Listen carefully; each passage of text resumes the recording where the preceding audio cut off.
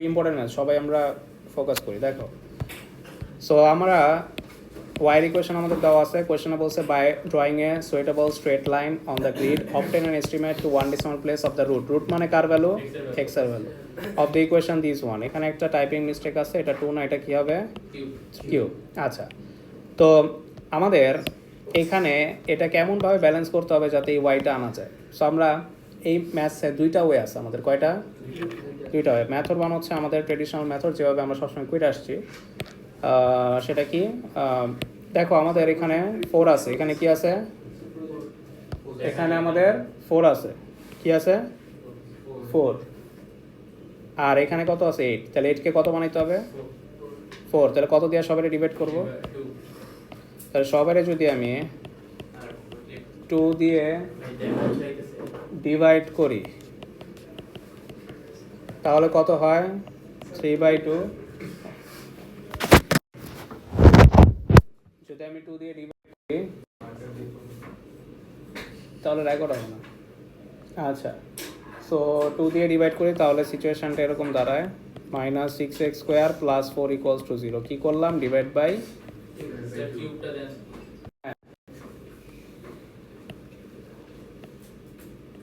ওইটা তারের মধ্যে টেপ লাগাইতে হবে, এটা ছিঁড়ে গেছে হালকা। আচ্ছা, যাই হোক। সো এখন আমাদের দেখতে হবে যে ওরা 8-এর নিচে, আমরা তো 4 বানালাম, ওরা 4-এর নিচে কত এনেছে? তাহলে আমরা সবার সাথে কত ডিভাইড দিলে x² আসবে?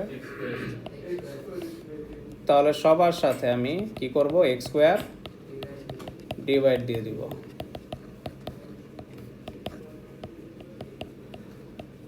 চলবে? তাহলে এটা কি দাঁড়ায়? 3/2 x - 6 + 4/x² = 0। খেয়াল করো, ওরা এখানে x/2 রাখছে। কি রাখছে? আবার এখানে কত রাখছে?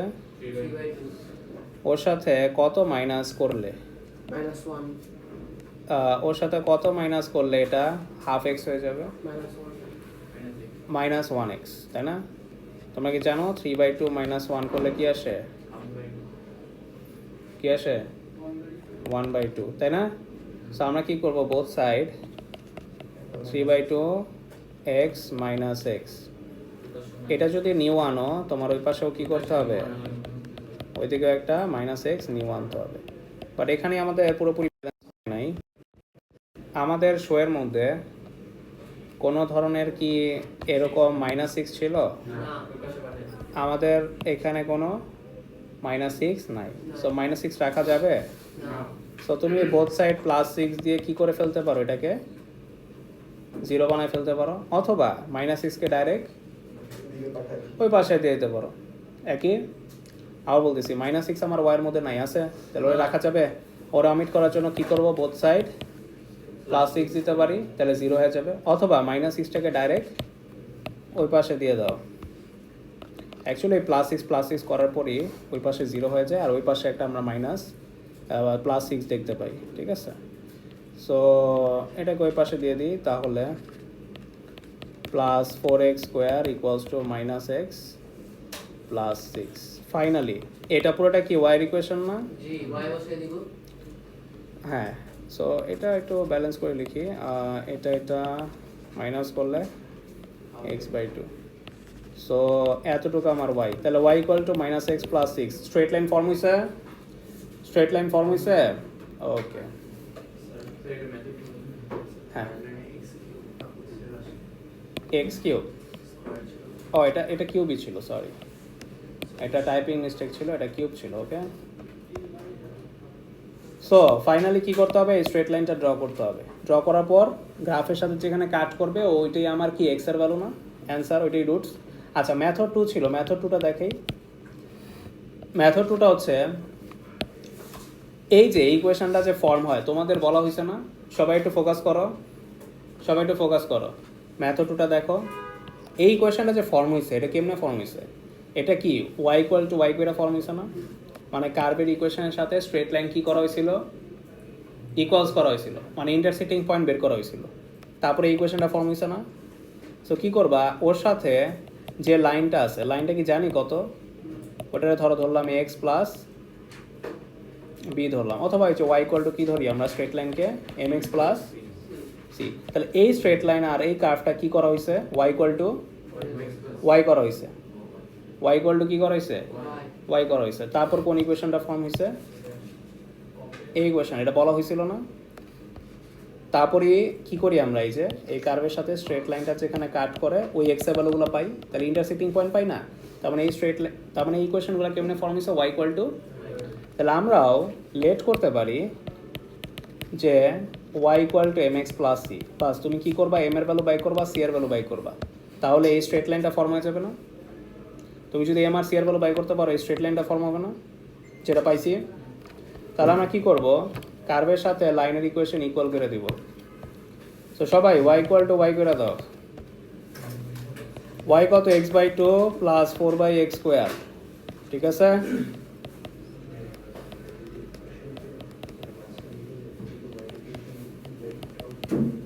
চলবে। তারপর আমরা কম্পেয়ারিং মেথড ইউজ করব, এম আর সি এর ভ্যালু বাই করব। তার আগে আমরা একটু ক্রস মাল্টিপ্লাই করে গুছিয়ে নিই। সবার সাথে কত দিয়ে মাল্টিপ্লাই করা যায় ডেনোমিনেটর ক্যান্সেল আউট করানোর জন্য, 2x স্কোয়ার দিয়ে, অথবা এলসিএম করতে পারো তুমি। এলসিএম করলে কি আসে, 2 2 divide x cube, x square দিয়ে ডিভাইড 8, চলবে। কোন পার্টটা, এলসিএম করবা, এলসিএম করে ওই পাশে ক্রস মাল্টিপ্লাই করে দিবা। হ্যাঁ, কম্পেয়ার করে এম আর সি বের করতে হবে। সো এটা হচ্ছে মেথড 2। তাহলে আমাদের ওই পাশে কি আসে, 2x স্কোয়ার দিয়ে মাল্টিপ্লাই করলে কি আসে বলো, 2m x cube plus 2m x cube plus 2c x square, চলবে, ঠিক আছে। ওকে, সো বের করো, এখন কম্পেয়ার করো, বোথ সাইড কম্পেয়ার করো। কোথায়, হ্যাঁ না থাকলে ছিল।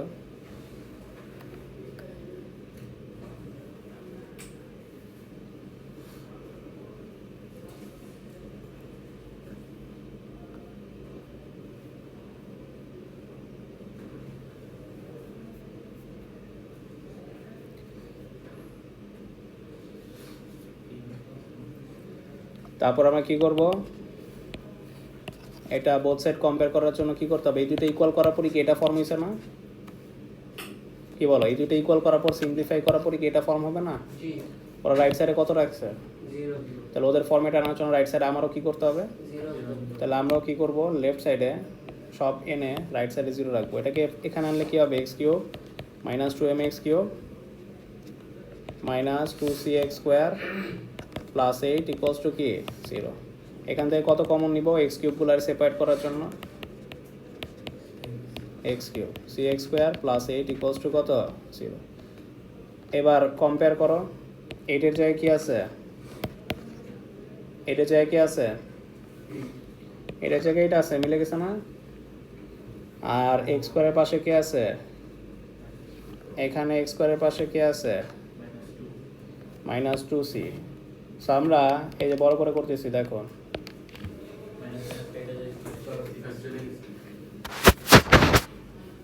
আজকে অনেক প্রবলেম দিয়েছে, প্রজেক্টটা ঠিক করতে হবে, তারটা ঠিক করতে হবে। সো ইকুয়াল করো, যতটুকু উঠাইছ ইকুয়াল করো, সি এর ভ্যালু কত আসে, 4 মনে হয় স্যার মাইনাস 2cx স্কয়ারকে নিতে হবে।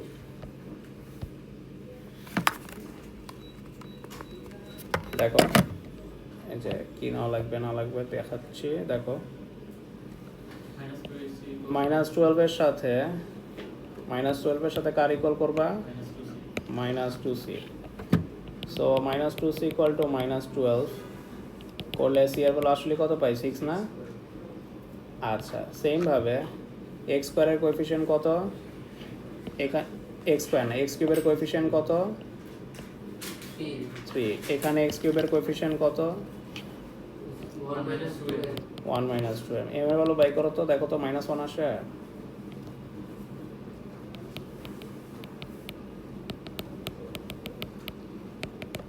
m এর ভ্যালু কত? -1 না? So finally y equal to mx plus c ছিল আমার ইকুয়েশন। m এর জায়গায় কত দিব? চলে আসছে m এর জায়গায় কত দিব? c এর জায়গায় ইকুয়েশনটা ফর্ম হইছে। সো দুইটা ওয়ে আছে, বুঝছো? হ্যাঁ, মেথড ওয়ান তো সবসময় করি, বাট যখন এই যে অনেকে এই জিনিসটা বুঝে না, এই যে এরকম ফ্র্যাকশন আসার পর স্টাক হয়ে যায়, তারা অনেকেই বুঝতে প্রবলেম হয় যে -x করলে যেটা x/2 হবে, এটা অনেকে জানে না।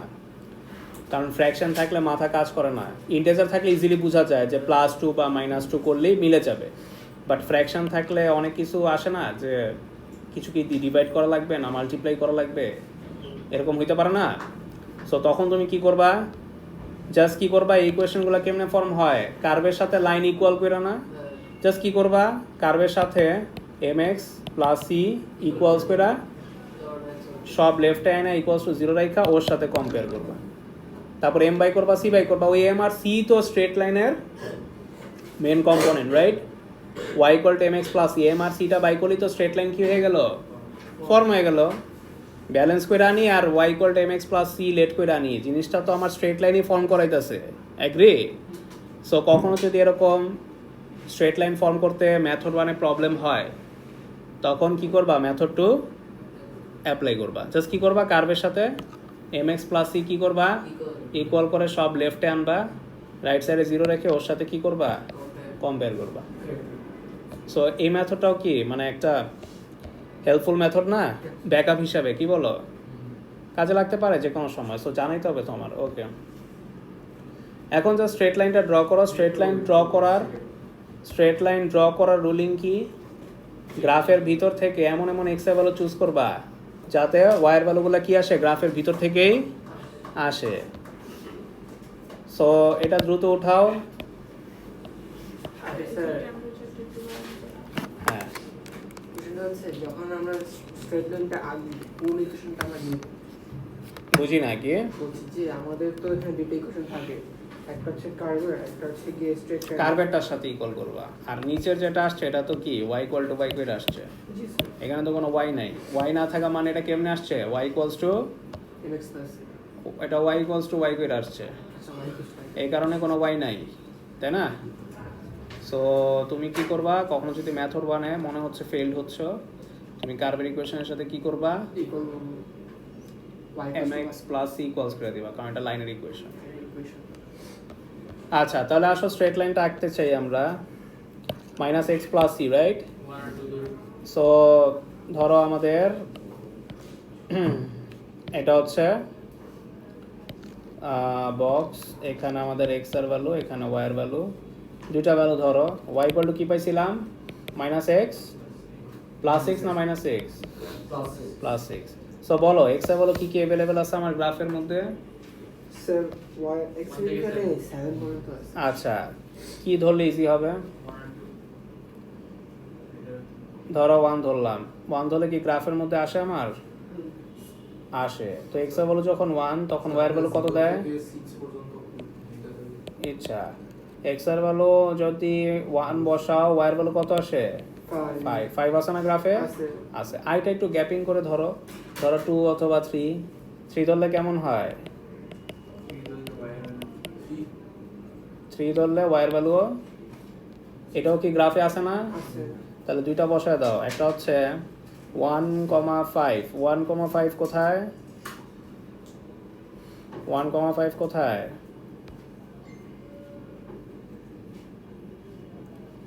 1,5 এই যে এখানে না, আরেকটা কোথায়? 3,3 এই যে এখানে। এখন অনেকে একটা জিনিস ভুল করে, কি করে জানো? যে দুইটা ডট পাইছে, এই দুইটা ডট কি করে, এতটুকু পর্যন্ত আটকে আর ম্যাথ করে না, এক্সটেন্ড করে না, কিপটামি করে। তারা ভাবে আরে দুইটা পয়েন্ট নিচে এর বাইরে যাওয়া যাবে না। আরে ভাই, তুমি যদি এক্স এর ভ্যালু আজকে -100 নিতা, তাহলে ওয়াই এর ভ্যালু কই আসতো? অনেক উপরে আসতো। তাই না? এই গ্রাফ তো কন্টিনিউয়াস, এই গ্রাফ কি এতটুক নাকি? এক্সাম্পল যে কোনো কিছু নেওয়া করা যেত, বাট তোমার গ্রাফের ভিতরে রাখতে হবে। তুমি যদি আজকে এক্সাম্পল 0 নিতা, তাহলে কি আসতো? ওয়াই ইন্টারসেপ্ট আসতো না? তার মানে আরেকটা কোঅর্ডিনেট কিন্তু কি 6, মানে 0,6 কোনটা? ও হ্যাঁ। সো এই যে এই পয়েন্টগুলো দিয়ে পাস করে দাও।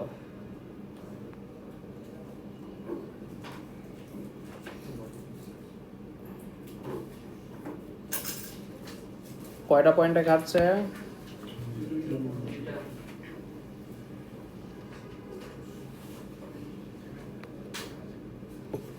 কাট খাওয়াইতে হবে, সোজা কথা এক্সটেন্ডটা করতে হবে এমন ভাবে যাতে কি করে, গ্রাফের সাথে কাট করে। এটা হচ্ছে মেন উদ্দেশ্য, বুঝছো?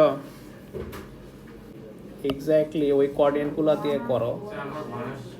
হুম, একটা হচ্ছে 1 এন্ড আমাদের কোঅর্ডিনেট ছিল কি 1 যখন বসেছি তখন 5 আসছিল।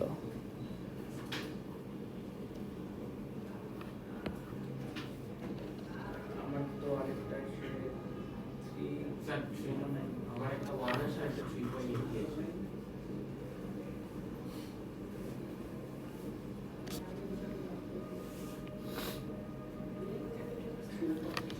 সো এই যে দেখো এখানে যে কাট খাইছে, এই যে